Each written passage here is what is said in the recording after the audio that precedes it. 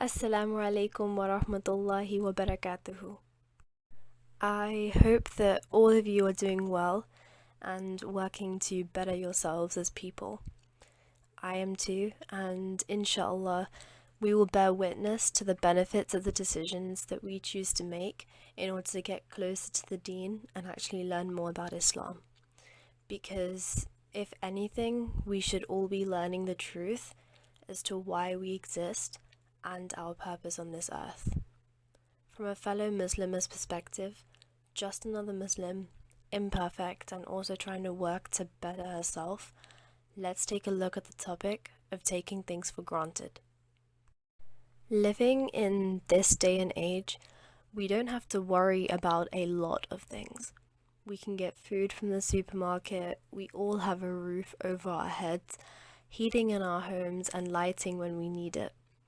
And this is just from the list of basic necessities that make up the enormous spectrum of items and factors within our lives that we sometimes forget are blessings. A good example of one of these is our own health.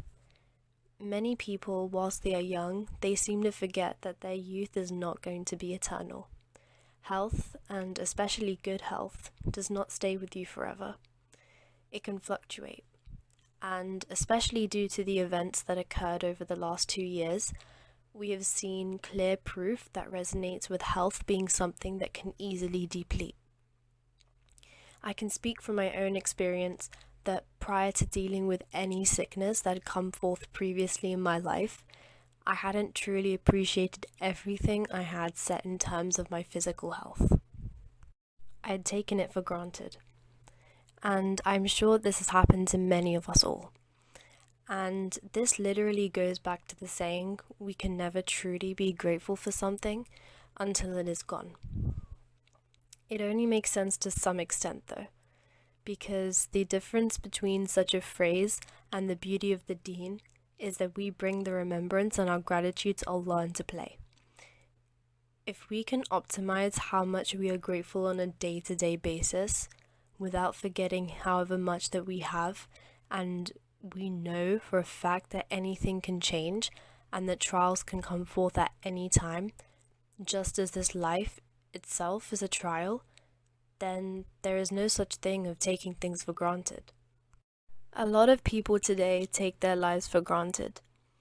The generations today, for instance. And I was definitely among the group that thought this way quite a while ago. When we get so distracted by this world and then we are approached with a calamity, it smacks us in the faces so hard because we never realize that everything we had was not always going to stick around. This could be elements of our lives such as people, our health, even the conditions of the places that we live in. So when we try to emulate perfection and forget that we have our blessings and that yes, of course, we can make dua for more and strive hard for more, but remembrance of one, that this life is a test, and two, that we have already been blessed with so much, and three, that only what Allah wills to happen will happen, is also so crucial. So when we do get slapped in the face, and when we get things taken away from us, we have to ask ourselves if we were grateful for it and if we had appreciated it enough. And that's the crazy thing, because when we have so much and see that other people have so much more, it becomes so much easier for us to believe that the blessings we have are the bare minimum, that we don't have an excess, that we have such a small percentile compared to what we actually deserve. We take it for granted because materialism defines the money you have as how much you can get, for how many blessings that you can just pick up and buy. And that is the root of the problem. Shukr and being grateful and not taking each and everything that we have as a privilege in this life for granted is one of the major ways for true happiness and the maintenance of your faith.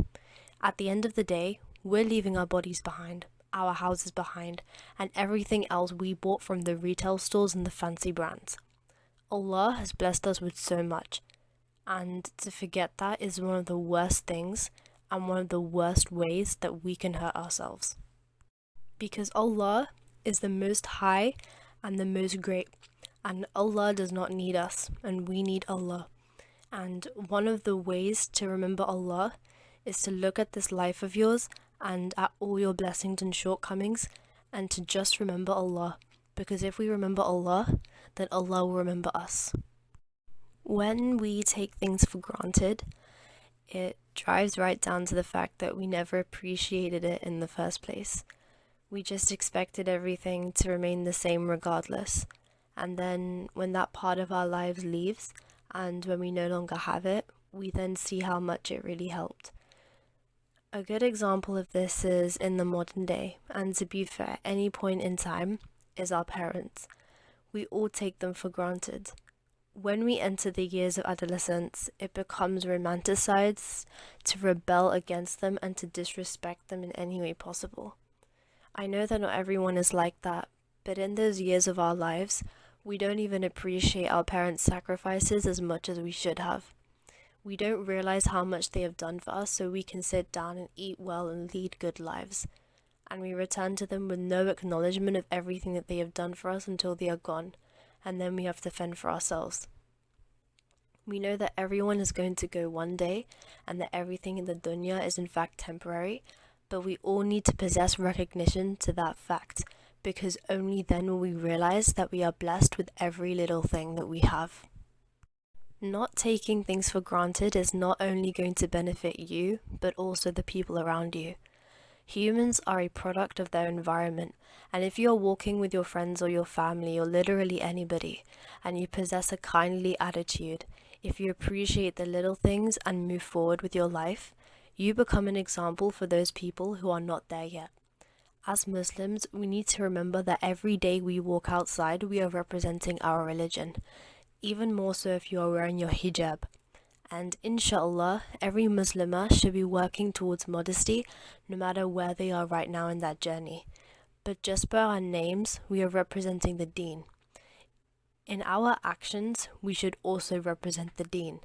If we hold a positive outlook towards life, then others will begin to do so too. It's as simple as that. Because if you are wholeheartedly grateful, you can allow someone else to also see the blessings that they have, and in due course to also appreciate the little things rather than taking them all for granted. Let me share something. I'm sure this resonates with quite a lot of people. People leave, and for me, around just over a year and a half ago, my best friend left. She had to move away. We're still in contact, but a friendship in real life can never be compared to one that is long distance if it started in real life. And I say that because I took it for granted that she was always going to stay and that there would never be a distance. The memories we made together and the experiences we all had are parts of the past that made me who I am today. In the moment, and whilst we were actually together, I'd never appreciated it as much as I should have. And that is just one element of the many elements in my life. The point is, we all need to slow down and we all need to look at everything we have and the blessings that we have still got in the now. And we need to do that and remember Allah before it is too late to do any remembering. I think something else that we take for granted is ourselves. We need to take care of ourselves and have dignity. And that actually means catering for your mental health and your spirituality in terms of Islam, as well as your daily walks of life.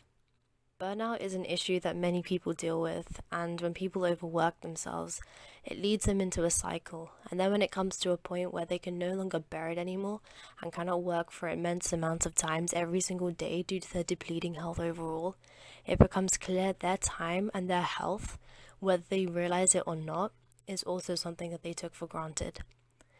Our time on this earth should not just be dedicated towards studying the degree at university. It should also comprise of taking care of ourselves. We should be kinder to ourselves, not to the point where we become lazy, but rest is important. Sleeping is important. If you sacrifice your physical health for a few A's on a certificate, in the long term the health you lost will be priceless in comparison to your paycheck. And that is why knowing your limits, but also using your time effectively and usefully rather than just laboring at a desk for hours is vital. Yes, we should not take our youth for granted, and we should study, and we should definitely achieve our full potential. but there is a difference to achieving your full potential healthily and simply overworking yourself. You should not take your time for granted, and all the same, you should not take your health for granted. We all need to have the understanding that not everyone is blessed as much as we are. We should always remember that rather than gazing longingly at those who have more than us, instead we should look at what we have and be grateful that we have it, because not everybody does. That is the true inaction of not taking things for granted. And as Muslims, we should all work together to implement this mindset within our day-to-day life. We as Muslims should know for a fact that Islam is something that should not be taken for granted. We have the greatest blessing. We have the way of life in order to attain the life of eternal bliss. And yet we sadly fall in resignation with others who are lost and who have not found it yet. And we forget that we have the literal answer sheet to happiness, the answer sheet that gives us contentment, the way of life that we all need, the routine that we were all created for. When we look at other people in our society, everyone is striving to be happy and to feel belonging, whether that be in their passion or amongst the people around them. But the true way for happiness is Islam. So when we see Muslims viewing Islam as a barrier between the life they could live and the life they have now, we know for a fact that it is because they do not know or are ignorant to the true beauty of being a Muslim and having the one and only guide to actually being happy. They took the blessing of being an actual Muslim for granted and sadly lost themselves in the beauty of this world, when just waiting a little would give you so much more in the hereafter. We should be appreciative of everything that we have, of the fact that we are alive and that we can improve and work towards the deen. We shouldn't take anything as permanent, because this life is quite the opposite. With that being said, I hope that all of you can learn from this message and have gratitude for the things that you usually take for granted. Assalamu alaikum wa rahmatullahi wa barakatuhu. See you next time.